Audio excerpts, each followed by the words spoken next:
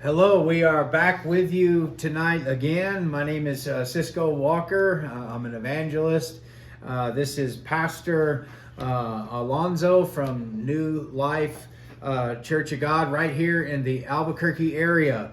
We have some interesting things to discuss with you tonight. We're going to take our text from 2 Timothy chapter 3 and verse 1. And the emphasis on the thought division of this is perilous times and perilous men. Mm-hmm. And we're hoping that, we're hoping that this will line up with our discussion tonight. But know this, that in the last days perilous times will come. For men will be lovers of themselves, lovers of money, boasters, proud, blasphemers, disobedient to parents, unthankful, unholy, unloving, unforgiving, slanderers, without self-control, brutal, despisers of good, traitors, headstrong, haughty, lovers of pleasure rather than lovers of God, having a form of godliness but denying its power, and from such people turn away. What we're going to be talking about is tonight we're going to be talking about nationalism, we're going to be talking about Donald Trump, and we're going to be talking about Christianity. That's the reason I feel like this text is appropriate, because these are perilous times that we are living in. And when you begin to think about what's happening to us as a nation, it's very vexing, it's very troubling, or at least it should be, right? And when you think about not only nationalism, but the rise of this Christian nationalism, most people would say, well, why are you so vexed about that? Why aren't you happy about that? Why aren't you joyful and jubilant about that, seeing how it is that you are an evangelical, or at least you profess to be Christian? That ought to make you happy. But we're going to explore some of the dangers and some of the erroneous patterns that come with being Christian nationalism, and how destructive it can be and how damaging it can be. And finally, we're going to talk about Donald Trump. And I feel that this is important because we have an election coming, the state of our country. There's a whole lot, so to speak, that is riding upon this, right? And I think it is perilous times, and I think that we are dealing with perilous men in perilous situations, don't you? I do. You know, the dialogue that you bring up, it encompasses several different things. And you know, as you talked about what you wanted to outline for this program, one of the things that I started thinking about was the difference between patriotism, nationalism, and American exceptionalism. And patriotism is not necessarily bad, right? Because patriotism is like, I really care about my country. I love being from here, and I want my country to prosper and do well. Nationalism kind of turns the corner on that and says, I want my country to do well, even if it's at the expense of your country, because my country is better than your country. And American exceptionalism is that third step that says, not only do I care about my country, I love my country, I want my country to do better, but somehow it incorporates the idea that God ordained America to exist to tell the world what to do. And so I think that there's so much to cover here, and I think it's really important to understand that it's good to be patriotic, and it's not necessarily terrible to be a nationalist. But when you mix these things together and you don't understand the difference, I think it's definitely a recipe for exactly what you described out of 2 Timothy. And so the term that you have brought to the table is American exceptionalism. So American exceptionalism. give us a brief rundown of what that encompasses. So the basic of it is when you see in the Bible that it says, you know, you will be a city shining on a hill. Mm-hmm. There are many who believe that America is that city shining on a hill. There are many that believe that America whether, outright they believe that it is a Christian nation formed by Christians, intended to be Christian, and intended to be essentially a theological nation, so a theocracy. But it's clearly not. And the Constitution spells out that it's a government of the people, by the people, and for the people. And it is a government that is subject to the will of the people. And so exceptionalism comes into play when, very specifically, a person is exploring those topics that relate to nationalism from the Christian sense. So Christian nationalism is going to say that America is exceptional and it is better than every other nation because God ordained that this nation would be the boss of the world.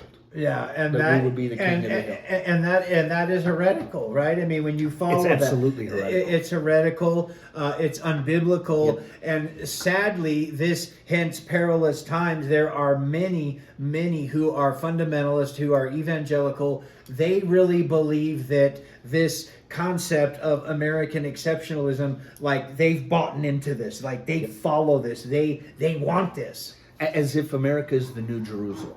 Right. That's really, I guess, if I were to distill it down one layer, or distill it down to its basest form.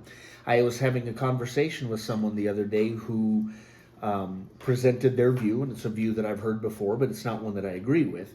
But they presented their view that Americans, Western Christians, American Christians, are essentially the new Jews. And I've heard people present that before. I've heard that too. It's flabbergasting because the Bible is clear that he tells Isaiah, people that aren't my people are going to be my people. They speak with stammering lips and foreign tongues, and they're going to be my people. And right. It tells us, that Israel being the natural olive branch and we being the wild olive branch, that somehow we have supplanted or taken over. And in my opinion, it's one of those things that breeds this attitude of neo-Pharisaicalism, that fundamentalist Christianity has become Pharisaical Christianity, and that some of these councils and boards and ways that we approach things, we're trying to create these mini Sanhedrins that we can tell the rest of the Gentile world what to do. And if you follow that line of thinking that somehow the West is the new Israel, or like the new Jerusalem, metaphorically speaking, that type of thinking is saturated with pride, right? Yep. I mean that type of thinking. Yep. If you continue to travel down that road, it's going to lead one to entitlement, right? You're going to feel like you're entitled. You're going to feel like everything you do is right and everybody else is wrong. Yes, and it's not going to create an environment of inclusion. It's going to create exclusion. It's going to push people away, right? Absolutely. And that's why that's why these times, these it's important that we look at these things and we do our best to define these things, because there's a lot of people that follow this line of thinking, but hopefully, prayerfully, through the power of the Holy Spirit, if they have ears to hear and they listen,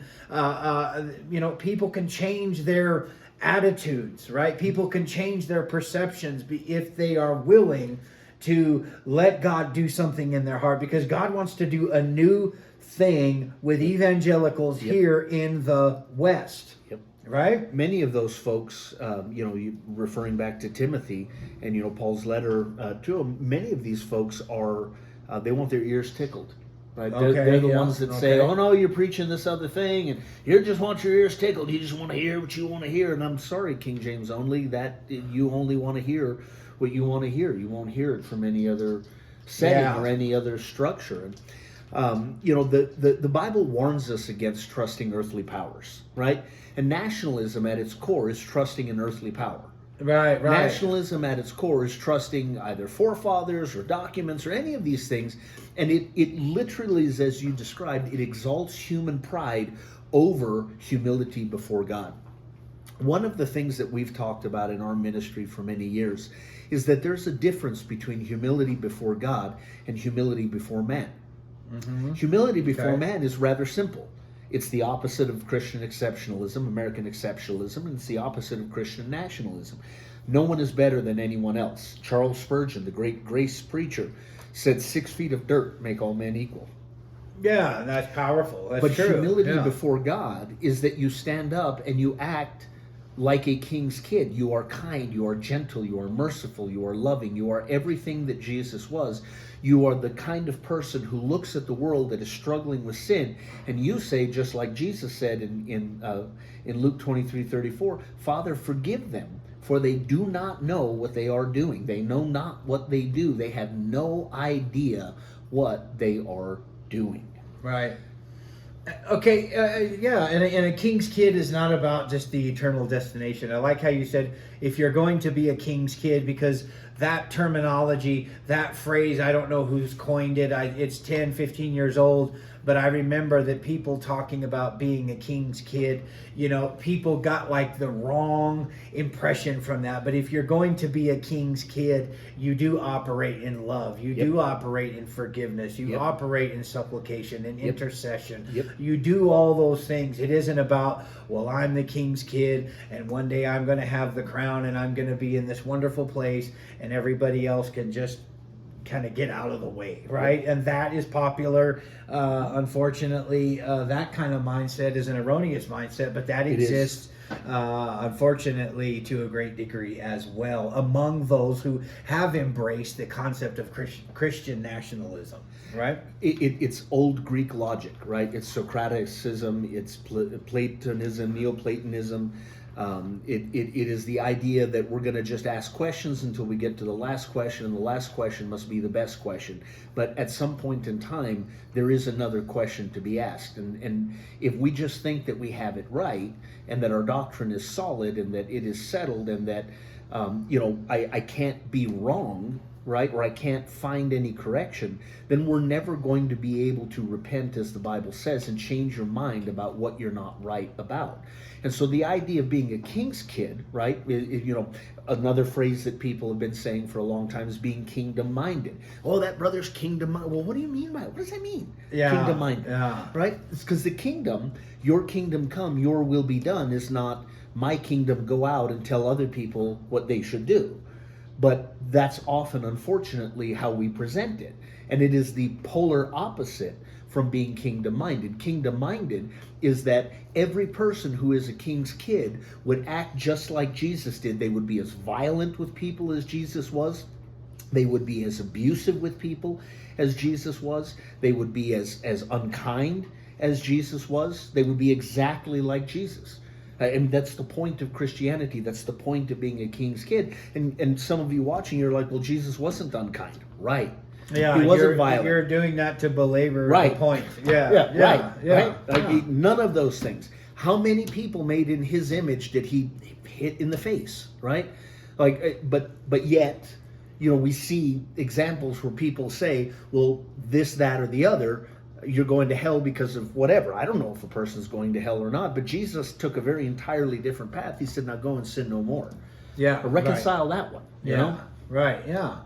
Well, just for those that are watching, when we're talking about nationalism, now nationalism aims to build and maintain a single national identity based on a combination of several different characteristics such as culture, ethnicity, geographical location, language, politics, religion, tradition, and a belief in a single shared history, right? So if we're talking about nationalism, but we're talking about also Christian nationalism, then Christian nationalism, our national identity would be that everyone would be Christian, right? And if we're talking about the religion, then the religion, the supreme religion would be Christianity. Culture, right, sadly, unfortunately, is going to be predominantly a white culture, right, for Christian nationalism.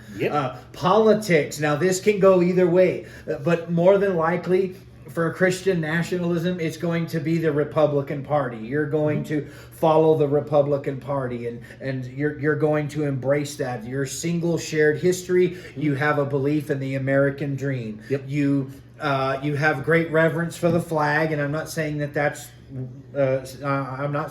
a bad thing. But I have a term here I want you to help me with. If you're going to be a dazzling suburbanite, right? Yep. Now, what's wrong with being a dazzling suburbanite as it concerns Christian nationalism? I think that the largest part of it, we didn't talk about kind of that definition, but when you say that, when you use that phrase, to me, it presents the idea that we sometimes make fun of. We say, well, it's not us four and no more, right? God is after the entire world. God wants to see the world saved and delivered from sin. And so a dazzling suburbanite would be a person who doesn't have any of those things to fear or worry about because they're not trusting God. They're trusting in themselves. They're trusting in their own provision. They're trusting in making sure that they are able to maintain the standard of life and living that they have worked so hard to pursue. But it is often at the expense of kindness and compassion towards those who are downtrodden or who may not have the same dazzling aspects of being a suburbanite. Yeah, and the dazzling suburbanite, they don't want homeless in the neighborhood. No, they don't want garbage in the neighborhood. Gentrification. They don't want poverty. They don't want to see, where I live and where you live and where others live here in the city. Like they're two different worlds, Yep. right? I mean, we live in kind of at the starting gate of the international district, and like that's much different than if I were to go to some of the nicer parts of the city. We're kind of, me and my family at times, we're kind of looked down upon by friends that I've had that are like 30 that I knew 30 years ago. They're like, they're like, what the hell are you doing living in that neighborhood? You know, and it's like, well, that's just all that we can afford, right. and so being, in order to be following the vein of a Christian nationalist, you buy your groceries at Target, right? You drive a car that is no less than 10 years, 5-6 years old. It's probably an electric car. What kind of job do you have? Like, how much money do you make? And if you don't fit into that little box, if you don't fit into that little limited caricature, then something is wrong with you. You've sinned. You're not good enough. God is, right? Lord, who caused this man to be born blind? Right? Situations like that, right? Yep. You bring up a lot of really good points, right? And everything that you described is really a prejudice or a bias, right? Oh, yeah. It's the idea that in order for someone to be considered successful, they must meet some standards, some arbitrary standards that someone made up, right? Like you can't live here, or you have to live there, or you can't have that kind of job. And the Bible talks about those who were leprous, right? And in the society that they lived in, everyone was poor compared to the way we live now in what we see described in the Bible. Very, very few people were wealthy. Everyone was really poor. But leprous people were not only poor, but they had no place to go, no place to be. They didn't have any place that anybody wanted them. They were people without a place, without a name, and without anyone caring about ultimately what happened to them. And it is poverty has turned into this modern form of leprosy. And then when you take American exceptionalism and Christian nationalism and you say, well, you should get out of the gutter because Jesus died for you, but don't provide any material or tangible help, you are just being bigoted and prejudiced. Like you don't really have any reason to be frustrated or angry with that person. They haven't done anything to you, but they don't meet your standard. And so when a person doesn't meet your standard and you find yourself offended at them, it is that description of prejudice. And we're not called to be prejudiced or bigoted in any way. So just a difference. Bigotry is defined as that hatred, dislike, uneasiness, frustration with any group of people because of them being part of a group of people. So bigotry can be expressed in misogyny, which is the hatred of women. It can be expressed in racism, which is, prejudice against someone because of their race. But we're not ever called to operate in bigotry. There's no aspect, no element of Christianity that has room for bigotry. And you know what's so interesting, even amongst those who try to place themselves in this Christian nationalism, like our family has been experiencing this where, like, the Baptists don't like the Pentecostals, Right. the Catholics don't like the whatever you want to Whatever. say. So you see this breakdown to where this perfect Christian nationalism, there's so many holes in it, there's so many flaws in it, and I wanted to ask you, like, how dangerous is this new nationalism, or this new Christian nationalism that seems to be growing stronger day by day? Like, how dangerous can this be? I think it is probably the single most destructive aspect of our modern religious foundation. I think it is tearing at the very fabric of what Jesus came to outline. And I think it is nothing more than being conformed to the patterns of the world. The world is built on division and derision, right? Yeah. Caste systems and making fun yeah, of people who sure. are less than. And Christian nationalism does that same thing. It minimizes the life experience or the value of a person who doesn't think like you. And so you end up like with politicians calling people names. Like, oh yeah, the were one we in third grade? the one here that called Any of hobos. them. Yeah, I remember Any when I of was them. working for UNM, and there was this big debate on how one of the politicians said, that you get all these hobos out of here and all this kind of stuff. Terrible. It's terrible. And so, like, the world It already is. does It that, is, right? yeah. The world already says, well, you're not rich like me, right? You think of, what's his name? Thurston Howell III, right? Oh, yeah. Gilligan's Gilligan, Island, yeah. and here's this guy stomping around And like living. he's rich in the middle of a deserted island. Like, you have nothing, bro, but yet you feel that you and Mrs. Howell can be unkind to people. And because it's some sort of pervasive right. And Christian It's like nationalism, Golding. They set up their own. Yeah, it's like yeah. And so that's the gentrification, right? Where, like, we don't want these people here. Well, where are you supposed to go? Yeah. What are you supposed to do? Well, I don't know, but you can't do it here. Well, where are you supposed to do it? Do it over there.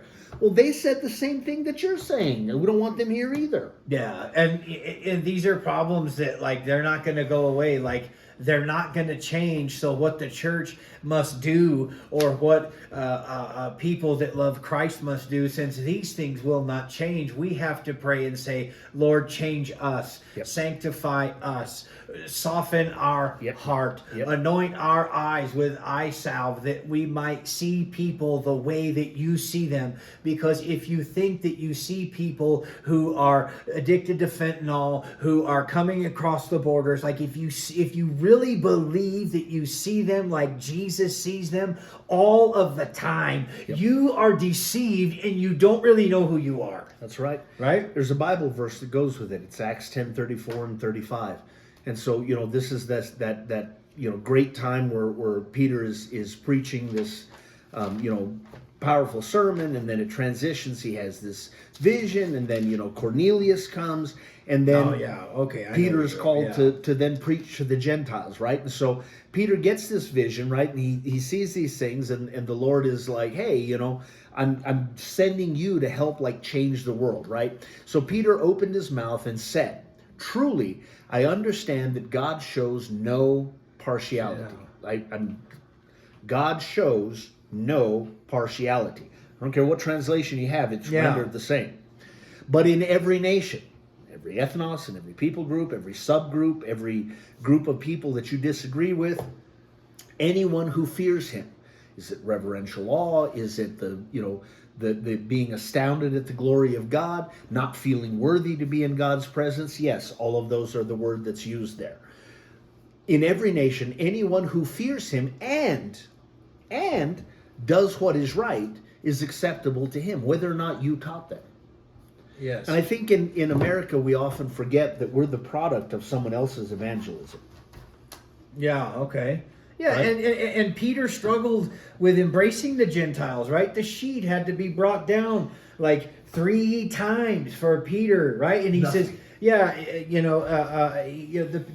had to have a special visitation, right, to go. And it seems even from the dialogue in the narrative that he was almost like, he almost had the spirit of Jonah, where he was being obedient, but he was really struggling to be there with Cornelius. And he was obedient, and he was successful through the power of the Holy Spirit and his obedience. But we also read again, right, in Galatians, where Peter struggled with embracing the Gentiles, because when the Jews would come, he would change. And Paul would say, you can't do this. You have to be consistent, and you have to have equality with Jew and Gentile alike. Right? Absolutely. So I wanted to say this. I have here, it says, what is the difference? We've kind of discussed this to a certain degree, but I have this verse here. It says, what is the difference between nationalism and Christian nationalism? And I believe the Lord showed me Acts 1 in verse 6. It says, therefore, when they had come together, they asked him, saying, Lord, will you at this time restore the kingdom to Israel, right? So Christian nationalism, it's very real here in the United States. Christian nationalism seems to want a perfect world where everyone is saved, everyone is sanctified, and everyone is filled with the Holy Ghost. Christian nationalism doesn't seem to build bridges, but it rather creates gulfs between evangelicals and secular society. Christian nationalism wants a utopia in the here and now, and is very particular as to who is welcome and invited to the metaphorical party. And I have these little quotes from like pop culture. Christian nationalism sadly causes division instead of unification. The concept of, what was it, the movie with the girl, you can't sit here, right? Polar opposites, two opposing sides, Guess who's coming to dinner? Longshanks, right? Scotland would be fine if it weren't for all the Scots, right? William the Longshanks from Braveheart, right? And does Christian nationalism, does it do this, where you have that kind of attitude, like this world and this United States would be so wonderful if it just wasn't for all these rank sinners? But Christian nationalists want a perfect prefab world where the boy always gets the girl, right? But the world's not really like Walt Disney, princess theology, right? Like there's a line from a song that says, it takes a bit of piss to put the spice in victory, and it doesn't, like, you don't really understand the value of the overcoming unless you've overcome something. But these folks want the crown without the cross. Like, they don't want to go down the journey. They don't want to be, they don't want to help carry the cross. They don't want to help, Jesus on the way to Calvary. They don't want to be tapped for any sort of labor or any sort of effort. They just want Christian nationalism. I'm good. I was born American. It's the things that Catholics say, right? I don't have to be born again. I was born Catholic, right? I don't have to be born again. I was born American. I'm good. I don't need none of that stuff. You can keep all that stuff. That's for them pagan folk over there. And with that kind of an attitude, like we don't get anywhere, because you can't create the utopia here. This is the same thing that the disciples were saying. Like, they're like, Lord, now are you going to give us everything that we want? Now are we going to be a nation that is wonderful, that is powerful, that is dominant, that is in control of the entire world? And Jesus is like, it's none of your business when this is going to happen. He's like, you're missing the point, man. The poor you'll always have. Didn't I tell you that already? You always have the poor with you.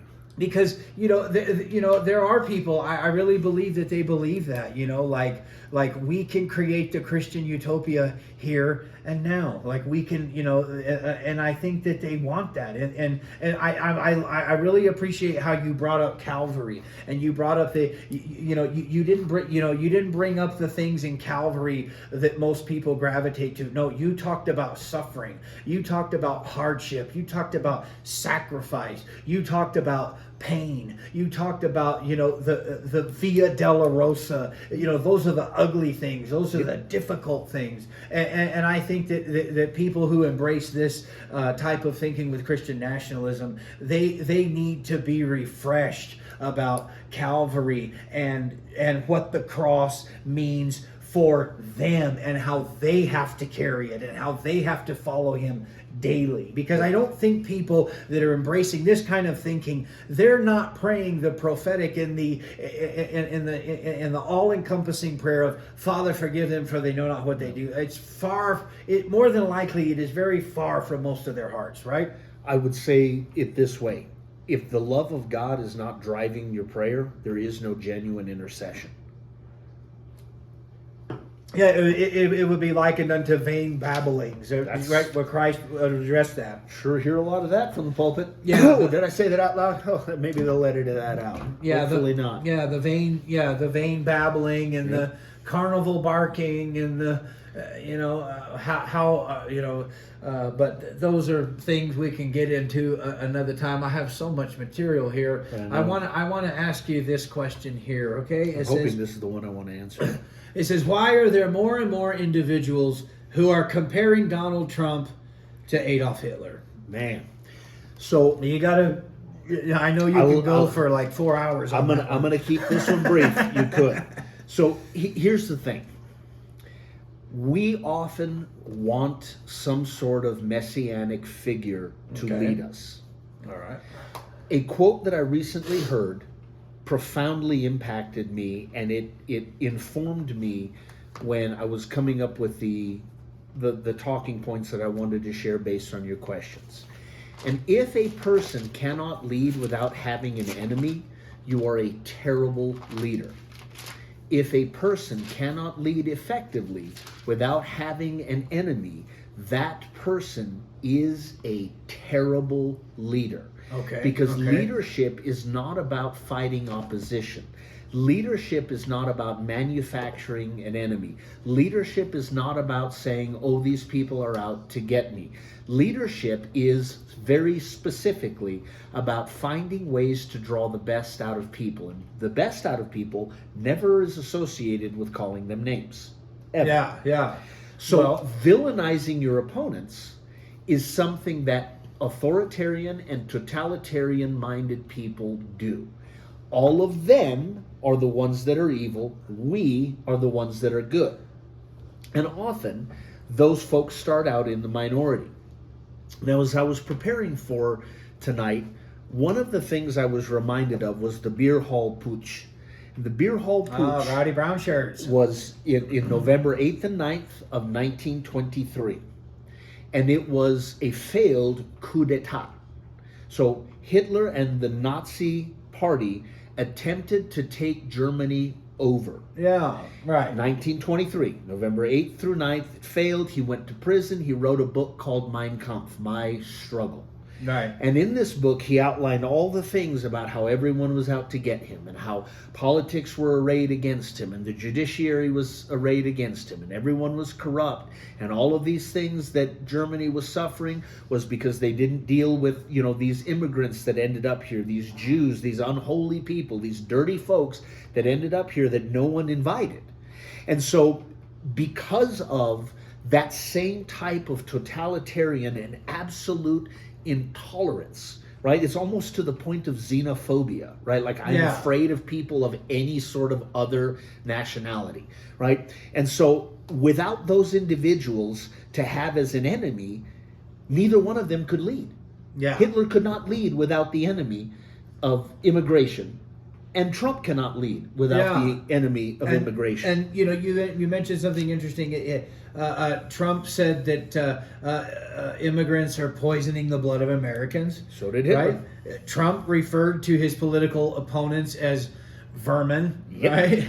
That's another one. Trump said that undocumented immigrants are destroying the fabric of our country. Yep. Right? And Trump said that we have to get the immigrants out. Yep. Right? Words are very powerful. Yep. Right? Pastor Alonzo, words are very powerful. They send a message, whether people believe that or not. They do send a message. And people will say, oh, what is it? Sticks and stones will break my Yep. bones, but words will never. No, words are very, very, very powerful. And unfortunately, Donald Trump has used this kind of rhetoric, and he said things that are very controversial, that have been looked upon as mean-spirited, as awful. The Bible says death and life are in the power of the tongue. Yep. And those who love it will eat its fruit. That's right. And do you think that a day will come where he will have to eat the fruit of the things that he has spoken and said?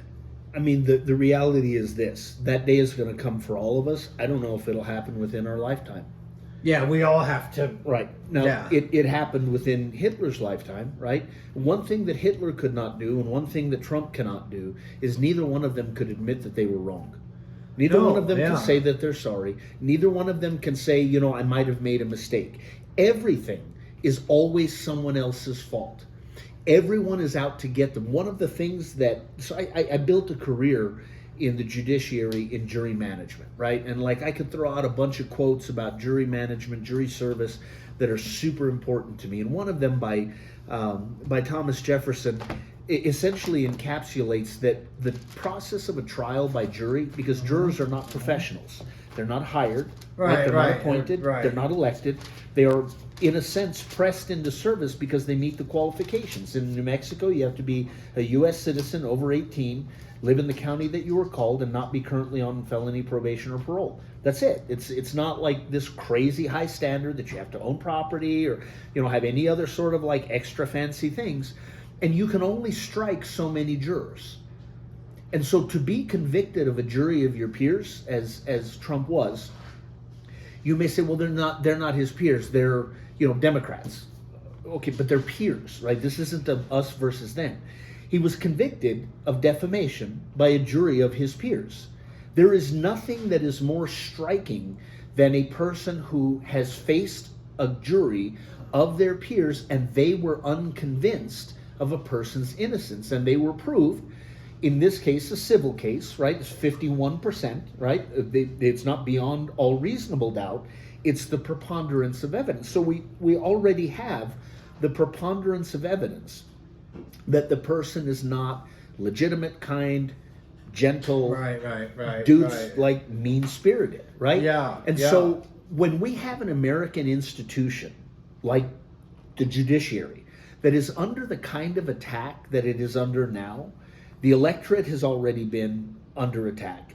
People don't trust the government because of one person's continual mendacity. He continues to lie.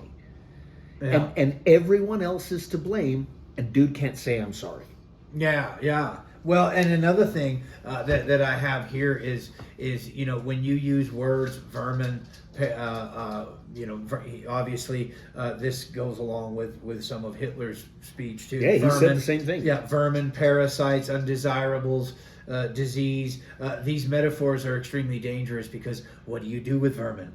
What do you do with disease? Exterminate them. What do you do with immigrants? Yep. You get rid of them. Yep. And people will say, well, he would never do that. I don't believe that. You're really reaching to far places with this. You're really, this is way too much for me. I think this is ridiculous. But no, that is why these are perilous times. That is why this is a time for us to look at these things through the lens of God, right? Through the lens of the Holy Spirit, and really begin to ask ourselves, because this is what the Lord showed me, right? The Lord showed me in Acts chapter 5 and 33 as it concerns Donald Trump and his vitriolic rhetoric, and Adolf Hitler was Gamaliel's advice, right? Remember Gamaliel? And Gamaliel says, these things have happened before. He says, men of Israel, take heed what you intend to do regarding these men. For some time ago, Theodos rose up, claiming to be somebody. A number of men, about 400, joined him. He was slain, and all who obeyed him were scattered and came to nothing. After this man, Judas of Galilee rose up in the days of the census, and he drew away many people after him. He also perished, and all who obeyed him were dispersed, right? And he says, now I say to you, keep away from these men and let them alone.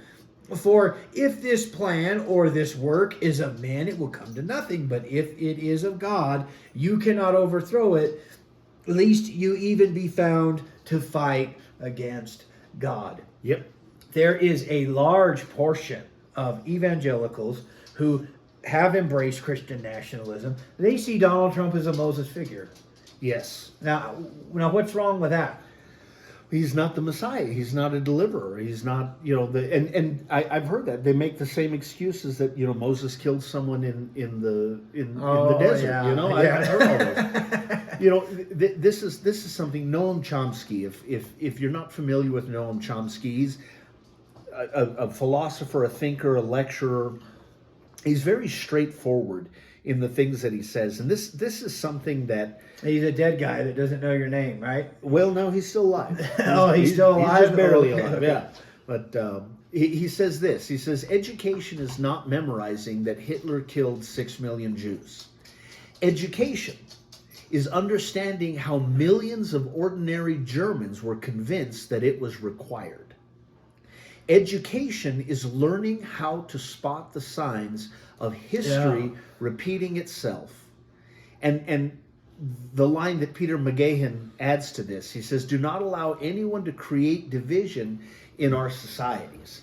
So the reason that we sometimes see people like Trump as a messianic figure, as a delivering figure, as someone who is engaged in the liberty and freedom, the purveyor of those things that are free and delivering us from the oppressor of Egypt, is because someone has allowed division to creep in. Someone has allowed, and that someone is us, someone has allowed the idea that we are not all the same and that we are not all together and that we all don't deserve the same thing, right? Yeah. Like, there's a difference between, equity and equality and diversity and inclusion. And I saw a thing the other day where someone used shoes as an example. And they said equity is everyone receiving a pair of shoes. Everyone gets shoes. Yeah. Right? Equality is everyone gets the same shoe.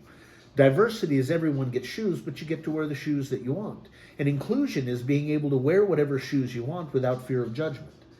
Yeah. What a brilliant way to say it, right? Yeah. But we have villainized, we have absolutely villainized people who don't agree with us. And the stupidest mindset that we can have, it's reflexive of how we are just absolute brutes. If I'm right, I'm good. And if I'm wrong, I'm bad. So therefore I will always be right, even if I'm not. That way I can always be good. But you, my friend, will always be wrong, and there is nothing you can do about it. Yeah, well, that's terrible. That's why they see Trump as a mosaic figure. A messianic figure. I love the quote that you read there from the man that was exhibiting great philosophical thought, Noam Chomsky. And one of the things that a Canadian pop culture phenomenon has said, Jordan Peterson, he says the one thing that we must remember when you look at what happened with Nazi Germany, the Holocaust, all those types of things, he says, he said it's not necessarily the factual information. He says what we have to take away from that is that this is what people can do, and you are one of those people. If they are united. And I should mention today, we're recording this on May 6th, 2024. Today is Holocaust Remembrance Day. And so it's a thing that I was really glad when Brother Walker wanted to work on this project today and ask some of the questions that he asked. And so I just want to encourage each of you to consider that today is that Holocaust Remembrance Day. And those words that Chomsky said are incredibly powerful. It's not memorizing that he did it. It's trying to understand how people could be convinced that doing that was the right thing. Yeah, well, ordinary men. When I have that book. I've read pieces of it. Mm-hmm. I tend to read all of it. But Ordinary Men is exactly about that with the Polish policemen and how they went from just trying to do their job to where they could, eventually they were taking pregnant women out in a field and shooting them in the back of the head. And because if you that think seemed normal. and if you think that can't happen to you, if you think that that darkness doesn't reside or have the potential to manifest itself to some degree in you, you're in a very dangerous place, right? Because we never want to see ourselves for who we really are or what we have the potential to do. We don't. So explain as it concerns, this is another one here, explain your theory as it concerns the swastika and German nationalism versus Christian nationalism and the symbol of the cross. Yeah, so if you unfold the swastika, it's kind of the cross, isn't it? Yeah, it's like So when I was a kid, we're here in New Mexico, and when I was a kid, having learned a little bit about Hitler and a little bit about Nazi Germany, I actually did in high school, I did a book report on Mein Kampf. So I've read the book. I walked into the chemo theater and I was I remember floored. Yeah, that it has swastikas. And I remember turning to my mom and dad and I was like, what is this? What? Because I didn't have any of that real deep understanding of Nazi Germany's obsession, Hitler's obsession with the occult, right? And so the swastika, in its native form, was never intended to be harmful. But it has been co-opted and corrupted. And inverted. Yeah, when you co-opt something and you make it part of your movement and you corrupt it, you ruin its intended design. And that's the same thing that happens with the cross when you wrap a flag around it. The cross is not a national treasure. The cross is a symbol of Roman torture that the first century Christians were terrified of. Right, because long after Jesus was crucified, people were still crucified. And so we've become so incredibly desensitized to what that cross symbolized for so many. We run around with tattoos of crosses, with cross bumper stickers on our cars. But one of the earliest signs, or one of the earliest symbols of Christianity was the ichthys, right? The fish. The fish, yeah. Another one was the triquetra, right? The three interlinking circles. It wasn't the cross. Yeah. And so we've lost focus. You mentioned it earlier, right? That there is, on the way to Calvary, there was tremendous suffering. If you read any of the accounts, extra biblical accounts, Josephus, any of the other first century sources that talked about the death of Jesus Christ, the life, the death, the first century church fathers, those who grew up in a world of Roman oppression. Right? Yeah, they lived in the shadow They of the lived cross. in it. AD 70, the world for Jews collapsed, right? The temple was knocked down, and it's still down today. They it's the couldn't Dome even, of the Rock. Isn't that where they couldn't even find enough? They ran out of trees and wood, right, to crucify people. There's nothing. I mean, Yeah. They just utter devastation. And so the cross for us has now become this trinket, right? It's become a good luck charm, like the swastika used to be in its example. And the reason that it's lost its meaning is because we keep wrapping a bloody flag around it. Like, it's not our symbol. It has nothing to do with America. The cross should not be wrapped in an American flag. We are adopted. The book of Ephesians is absolutely clear that we, until we were brought near by the blood of Christ, we were aliens, foreigners, strangers to the commonwealth of Israel, having no hope, no inheritance, and no future in God. But now, and those who have been brought near by the blood of Christ. And look what happened when Christianity became the forced religion of the time. With the when you look back in history, when it was who was it, Constantine? Who was the ruler? And that was when that became prevalent. And look at all of the horrible things that happened as a result of that. Those things weren't godly. No, those things, because like you said, you simply can't do that. You cannot do that. And why can't evangelicals see that? because of American exceptionalism. But we have church history. We have the awful stains of the past, Slavery. and they can't see that. No. They want it again. They do. And they want Trump to lead them up. Trump's Into the coming promised down land. the mountain with the Decalogue, and he's got the rod that's gonna bud, and they want that again when they have Yes. when it's proven time and time again with thousands and thousands of lives, but they want it again. But What are we supposed to do with that? Israel did too. Israel did too. Right, that's Israel true. did too. So if we were to draw that parallel and say that this neo-Phariseeism, neo-Pharisaical behavior is this brand new way of expressing that America is the city shining on a hill, like that was written about this nation by someone in the holiness movement, in the early puritanical movement.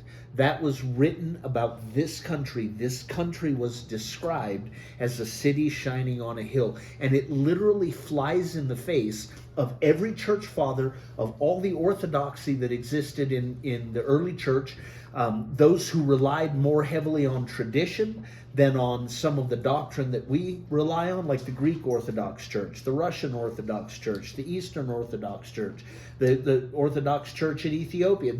The idea that America has all the answers is why we continue to struggle with it.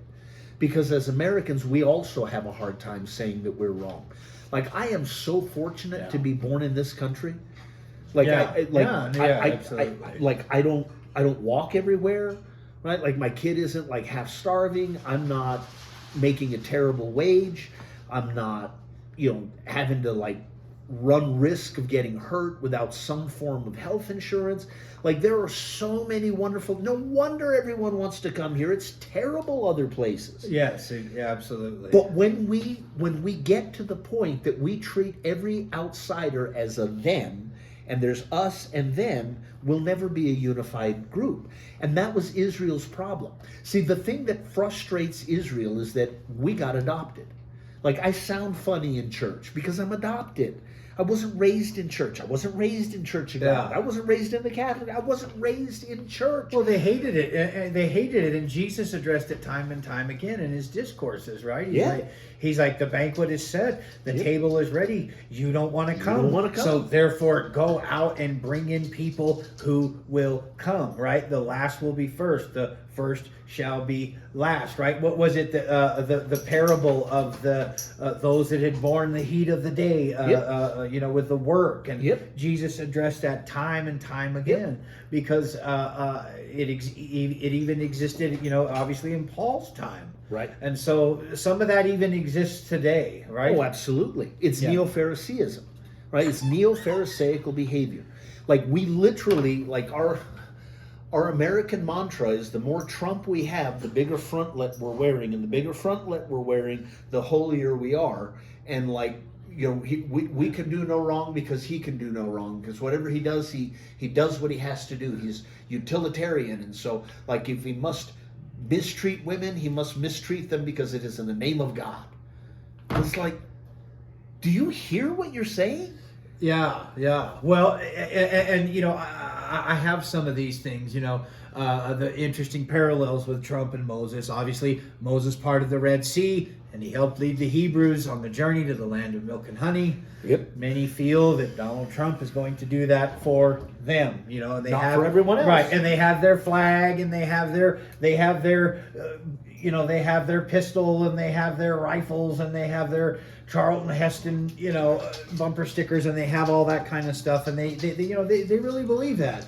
The Pharisaical sects in Jesus's time, they looked exclusively to Moses instead of Jesus, right? And just as a major portion of Christendom is looking to Trump instead of Christ. Yep. Right? That's a big problem. Yeah, and look how many people we've got convinced that that's the right thing to do. Yeah. And so if you look at Jesus, right, you're not going to say, well, this or that, because it's not either or, right? It's both and. Like a person can be a Christian and a terrible human being. Exactly. A Yeah. person can be a terrible human being. I mean, can be a good human being and a good Christian. But rarely are you going to find anything that's any shade other than gray. It's Yeah. the degree of whether it's more black or more white, but everything is gray. And those Yeah, who I say, agree with that. I agree with you that. know, there's a moral and absolute truth, and the answer is yes, it's Jesus. Yeah. It's not your interpretation of the truth. It's the person of Jesus. And none of us right now are like he is. Yeah. The hope is that the more we press into his nature, the more we realize the horror of our own sin and the way that we look at the world. And that is what brings us to that repentance that brings life. You know, it's a question you've heard me ask before. You know, what's the difference between a major and a minor sin? Well, The person yeah, committing it, right? Yeah. If it's yours, it's major. If it's mine, it's minor. Yeah.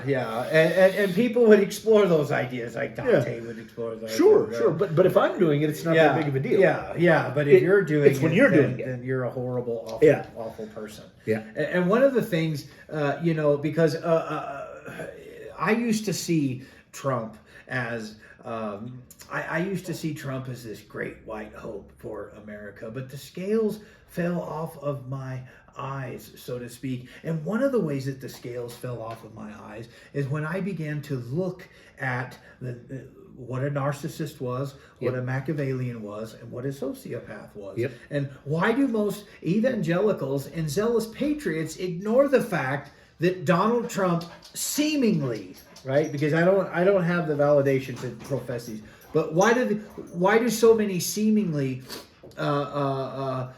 when he has the earmarks of the dark triad, when it seems that he has narcissistic tendencies? Power and control. I mean, Yeah. it's as simple as you know how Nazi Germany was able to rise. It's power and control. Yeah. You know, the dark triad. You know, the psychopathy, Machiavellianism, and narcissism.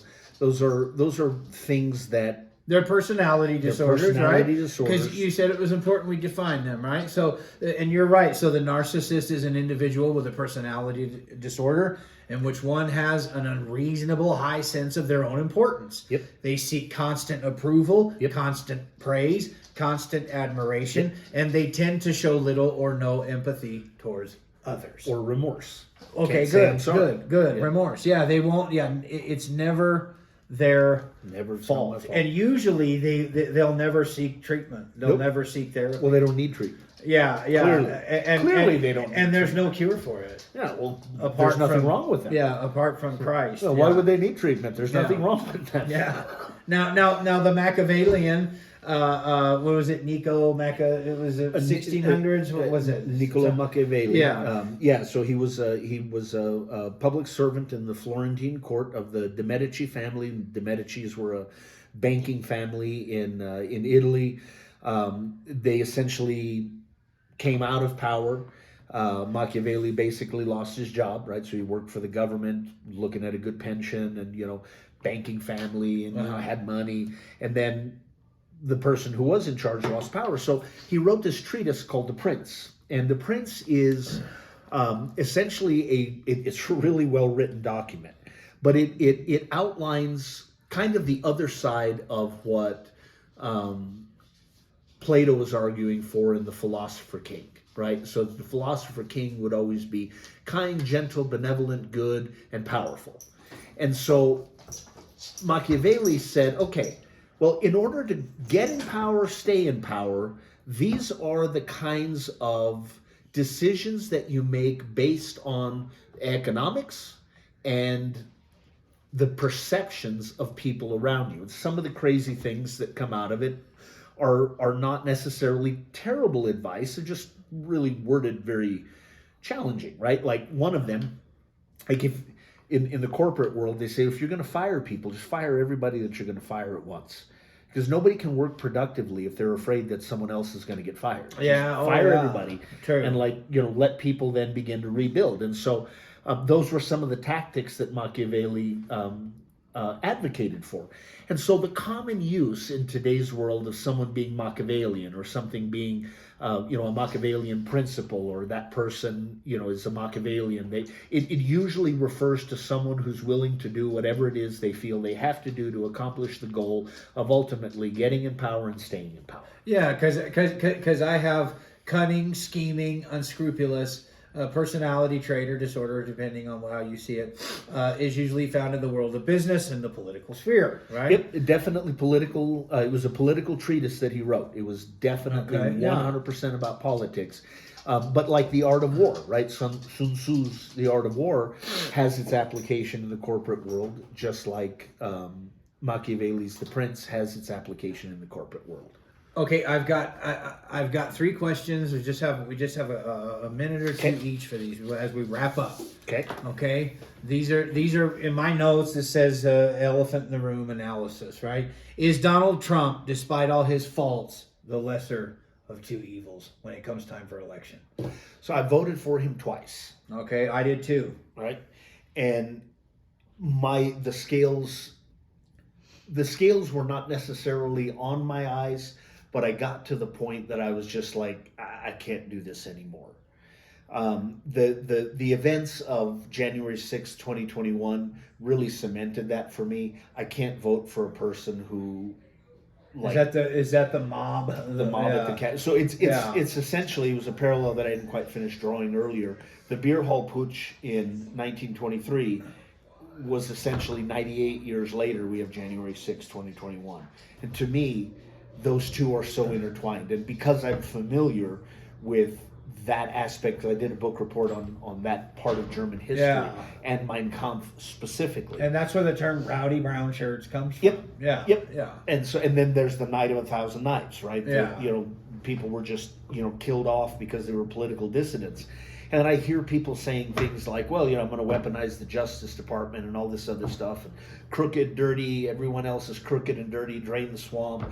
There's no crime here. I can cheat on my taxes because I'm smart. Like, I'm just like, I'm good. I don't think he's the lesser of 2 evils. Okay, next question. Does it even matter anymore if we vote? It always matters if you vote. Okay. It always matters if you vote because irrespective of who wins or doesn't win, that power is yours and yours alone. And if you choose not to exercise it, that's entirely your choice. But you can voice, and you should voice, how you feel about things. Now, 2 things are true. 1, I don't ever vote against someone, right? So like if I don't like candidate A, I'm not going to vote for candidate B because I don't like candidate A. Okay. Right? Yeah. But if I don't like someone, the second thing that's true, I'm not going to vote for them. And it's called the undervote, right? So politicians are obsessed with vote tallies. And so if they look and they say, okay, well, 30,000 votes were cast in this election, and they do the math, they're like, well, this candidate got, 15,000, and this candidate got 14,000. Well, where's the other 1,000 votes? That's the undervote. Oh yeah, they say that's just a throwaway. It's a wasted vote. It's a person like I just won't vote for you. Yeah. Okay. Right? So I'm going to vote in the presidential election. Yeah. I'm not voting for Donald Trump. I don't know who I'm voting for, but I don't feel good about voting for Biden. Yeah. And I don't feel good about voting for RFK. Yeah. But if I have to, I don't know what I'm going to do. They're all terrible. The perilous times. Like you're giving us. It's like, here, which of these terrible tasting things would you like? I have salt mixed with manure. I have salt mixed with human poop, or I have salt mixed with diarrhea, baby diarrhea. Which one would you like? I'm like, I don't want any of them. But you need the salt for your diet. It's the other stuff I don't need. Okay. Now, is America headed for another situation similar to the Great Depression with some of the choices how important is this next election? I'm going to say no. And here's why I'm going to say no. Because people like Jerome Powell, who's the chairman of the Federal Reserve, people like Christopher Wray, who is the head of the CIA, and William Burns, who's the head of the FBI. We're going to get them backwards. FBI is Ray, CIA is Burns. So these individuals are appointed for a 10-year term. And a president can't appoint someone and then unappoint them, right? Yeah. So unless they are impeached, they're there. And I think that Jerome Powell is doing a pretty good job of navigating the inflation and recession cycles that we've gone through. We will get rate cuts on interest rates, right? Like the money that it costs to borrow money, the fee that it costs, the interest rate. There will be some cuts. Right now, interest rates are high, but they're high to keep people from getting into too much debt. Right. And so when the economy cycles, right? We have a lot of people that are barstool economists. I'm not an economist, but when the economy cycles and it goes from an inflated economy to a recessed economy, that's when you have to adjust those markers. And so like these people all day long, 40 hours, 50 hours a week, all they do is make economic projections. Same thing with the FBI, same thing with the CIA. The Department of Justice has a person who will have been in there 8 years this year, and they have 2 more years to go. Same thing with the Fed. Federal Reserve Chairman is actually coming up sooner than Burns and Ray, but that office is I don't think we're going to end up there because there are structures in place that have nothing to do with the wild wooliness of someone in the president's office, in the Oval Office. Thank you, Pastor Alonzo. It's always good to talk to you. We've been talking about Christian nationalism, Donald Trump, and Christianity. God bless you. Yeah. And if you like this, let us know. If you have any ideas of what you would like to see both of us talk about, go ahead and put it in the comments. We thank you for your time and your attention. God bless you. God bless.